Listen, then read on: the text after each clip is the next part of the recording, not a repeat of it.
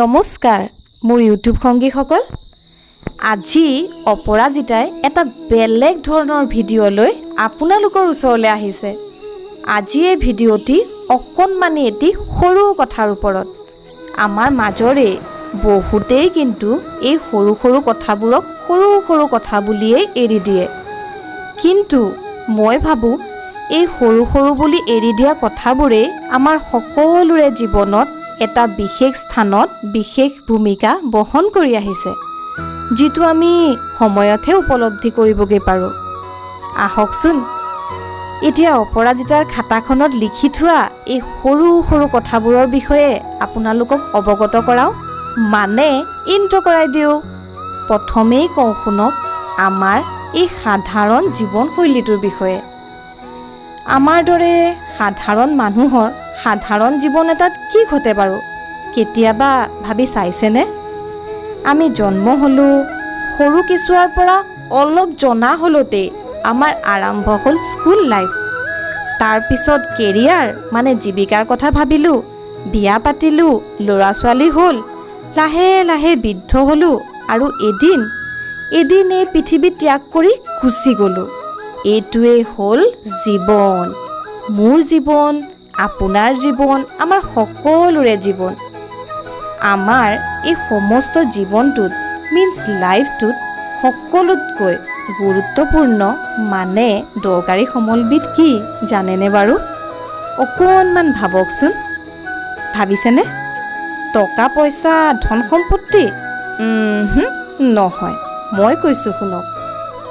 জীৱন এটাত জীয়াই থাকিবলৈ হ'লে আমাৰ সকলোকে প্ৰয়োজন হয়, মানে আমি বিচাৰোঁ মানুহৰ সংগক।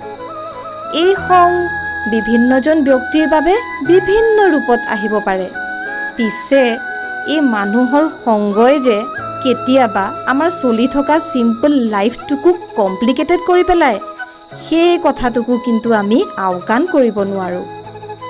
ভগৱানৰ অপূৰ্ব সৃষ্টিৰাজিৰ ভিতৰতেই প্ৰথম স্থান দখল কৰি আহিছে আমাৰ এই মানৱ জাতিয়ে।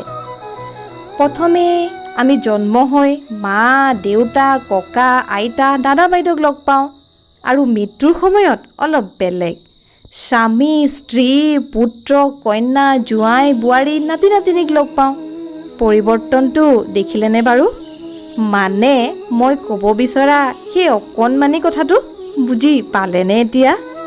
সেই অকণমানি কথাটোকেই মই ক'ব বিচাৰোঁ আমাৰ দুটি সূক্ষ্ম অনুভূতি বুলি।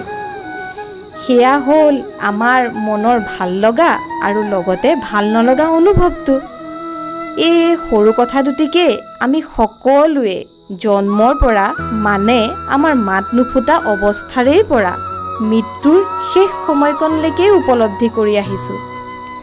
যেতিয়া এটি কণমানি দেৱ শিশুৱে কান্দি থাকে, তেতিয়া আমি জানিম যে কণমানিটিৰ ভোক লাগিছে বা সি কিবা প্ৰব্লেমত আছে। আৰু সেই একেটি শিশুৱে যেতিয়া হাঁহি মাতি কলকলাই থাকিব, আমি জানিম যে কণমানিটি ফূৰ্তিত আছে, মানে আমাৰ বেটা বিন্দাছ। এতিয়া বুজি পালেনে?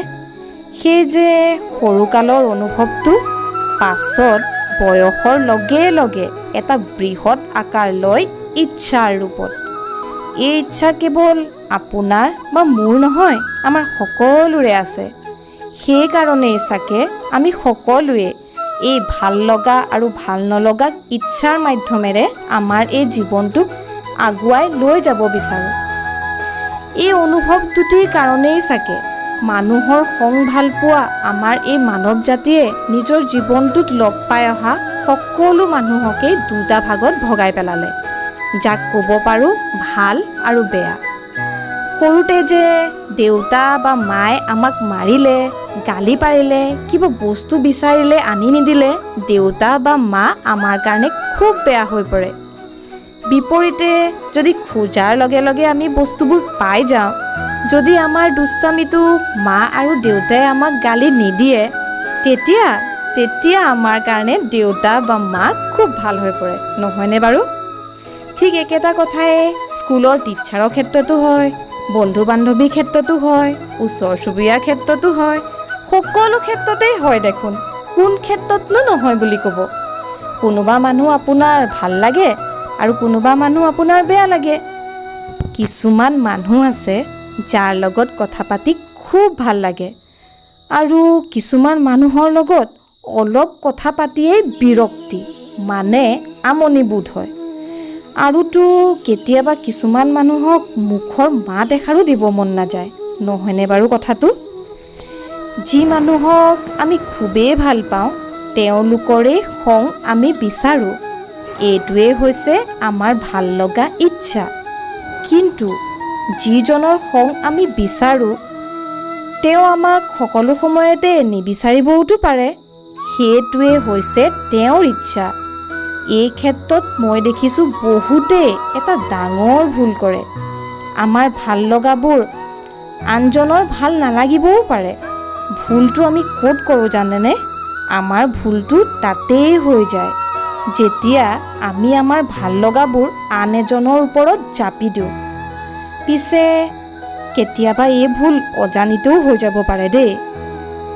ধৰি লওক এটি সুস্বাদু ব্যঞ্জন আমি ৰান্ধিলোঁ আৰু আমাৰ প্ৰিয়জনক খাব দিলোঁ, কিন্তু প্ৰিয়জনৰ মুখৰ পৰা এটি প্ৰিয় কথাও নুশুনি আমি মনতেই দুখ পালোঁ। ভুলটো তাতেই হ'ল। এই ক্ষেত্ৰত কিহৰ অভাৱ হ'ল বুজি পাইছেনে? এইটোতে কিন্তু আমাৰ ভাল লগা আৰু ভাল নলগা দুয়োটা অনুভূতিয়ে সমান পৰিমাণে সোমাই আছিল।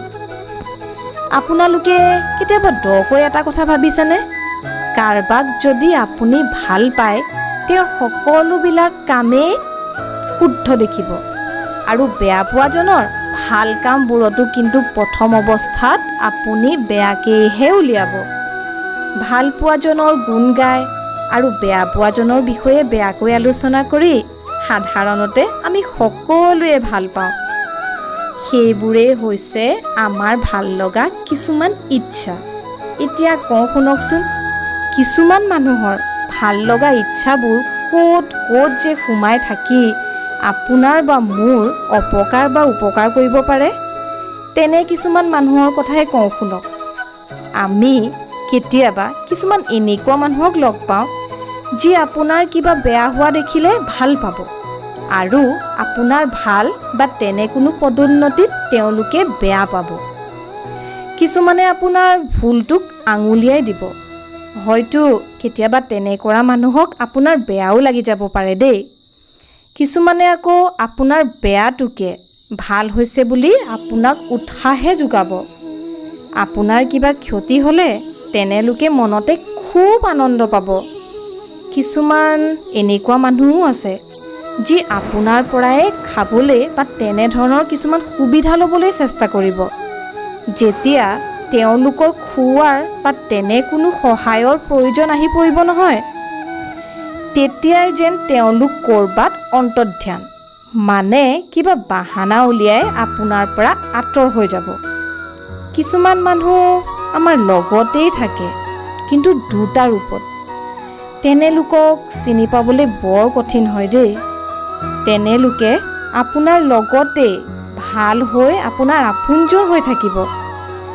আপুনি হয়তো তেনেলোকৰ লগত নিজৰ সুখৰ দুখৰ বহুতো চিক্ৰেট কথাই আলোচনা কৰি পেলাব, কিন্তু বিনিময়ত তেনেলোকে কি কৰিব জানেনে?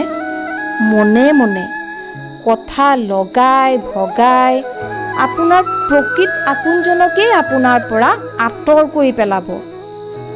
কিছুমান মানুহে আকৌ এনি টাইম কোনো ৰিজন নোহোৱাকৈয়ে আপোনাৰ লগত যুঁজিব বিচাৰিব, মানে আপোনাক ডাউন দিয়েই কিছুমান কাম বা কথা কৈ থাকিব। তেনে মানুহে এনেবোৰ কাম কৰিয়েই আত্মতৃপ্তি লাভ কৰে যেন পাওঁ। এইবোৰ ঘৰতে বা পৰতে প্ৰায় সকলো মানুহৰ জীৱনতেই ঘটি থাকে, নহয়নে বাৰু? আমাৰ মাজৰ বহুতেই কিন্তু এইবোৰত গুৰুত্ব নিদিয়ে, কিন্তু এইবোৰ কথাই সময়ত কিছুমান মানুহৰ জীৱনলৈ বিপদ কঢ়িয়াই আনিব পাৰে বা হয়তো আনিছেও চাগে। মানুহবোৰৰ এনে ব্যৱহাৰৰ আঁৰৰ কথা এটাই বুজিছে, ভাল লগা বা ভাল নলগা তেওঁলোকৰ উৎকৃষ্ট বা নিকৃষ্ট ইচ্ছাবোৰ। কিছুমানে আনৰ উপকাৰ কৰি ভাল পায়, কিছুমানে আকৌ অন্যজনৰ পৰা গুৰুত্ব লৈ ভাল পায়, কিছুমানে নথকাজনক বস্তু দি ভাল পায় আৰু কিছুমানে নিজৰ প্ৰিয়জনক উপহাৰ দি ভাল পায়। কিছুমানে আকৌ নিজতকৈ অলপ উন্নতি হোৱা লোকৰ অপকাৰ কৰিহে মনতে এটা আনন্দ লোৱাও মই দেখিছোঁ। কিছুমানে অকল দিনে ৰাতিয়ে নিজৰ স্বাৰ্থৰ কথাহে চিন্তা কৰে আৰু নিজৰ স্বাৰ্থৰ বাবে, নিজৰ উন্নতিৰ বাবে তেনে লোকে বহুতো নিৰপৰাধী লোকৰ ক্ষতি সাধন কৰিবলৈকো বহুত ক্ষেত্ৰত কুণ্ঠাবোধ নকৰে। তেওঁলোকে কেৱল নিজক অকল নিজকেহে চিনি পায়, বুজিছে? কিছুমান মানুহৰ আকৌ শব্দবাণৰ এনেকুৱা চোকা আঘাত যি মৃত্যুৰ সময়লৈকেই অন্তৰত থাকি যায়। আজিকালি বহুত বেছি সংখ্যক মানুহকেই মানুহৰ ভাল নালাগে, সেয়ে হয়তো মৰমবোৰ ক'ৰবাত কমি গৈছে।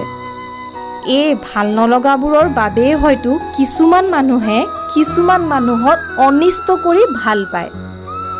এয়ে হৈছে আজিকালিৰ জীৱনৰ এক সঁচা আইনা।